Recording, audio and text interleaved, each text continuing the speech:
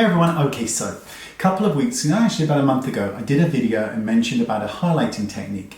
Now, yesterday I saw Ray Morris talk about the exact same thing, except her way was much more succinct. So I'm going to copy it and explain it to you, but she needs to have credit because I saw her demonstrate this. Now, I'm subscribed to her masterclass and it is incredible. You can never learn too much. The purpose of highlighter in terms of beauty is to bring light to the face and is to fake beautiful skin. So we'll give a cheekbone as an example. As you turn, the light hits it and the skin radiates. That is the purpose of a highlighter, to bring light to the face. A highlighter should never be visible in the dark because there is no light on it.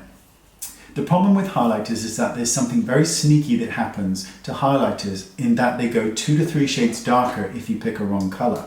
So let me show you these two. These are both by Jouer, and a company, I think Jouer make some of the best highlighters, so they're incredible, and I'll put a link in the description. So this is Skinny Dip and this is Celestial. Now if you see them by my skin, you can see that both of them look like they would work quite well, especially the Skinny Dip one, which is this one, because it looks like it's more my skin tone.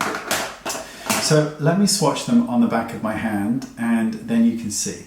So here's the shades. So you can see that Celestial is barely visible until I turn it, and there you get the gleam. So that's in light with the Celestial, because the light's coming from this way. So that's in light. Light's coming from this way. I'm so sorry. So there you go. You just get that glimmer. Now, that's the Skinny Dip here. So it looks really bright and gleaming. Now watch what happens when I turn my hand away from light. See how dark that got?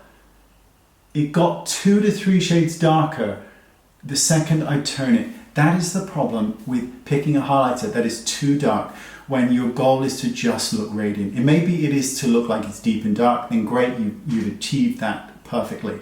But if it isn't, that is something you need to be aware of, because oftentimes we will watch videos and we'll see Instagram where face on they look great, and as they turn there's this incredible darkening, almost like a bruise effect. And that's what's happening when highlighter goes into a shadow. It creates a darkening of the product. So it looks so gleaming and then it darkens.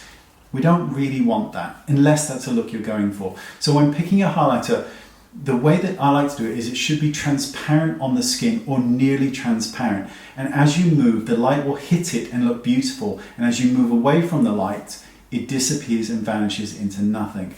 That way you get the illusion of fake, that beautiful glistening, glass-like skin, that faking that kind of beautiful skin without looking like you've got a bruise or something is incredibly wrong with your makeup technique, which can happen when you go too deep with a highlighter. Even though this looks like it could quite easily work for my skin, the moment it's away from light, it's going to darken and look pretty terrible. There you go, that's my tip. Information down there, and of course Ray Morris's Instagram and information on her, because she is truly extraordinary.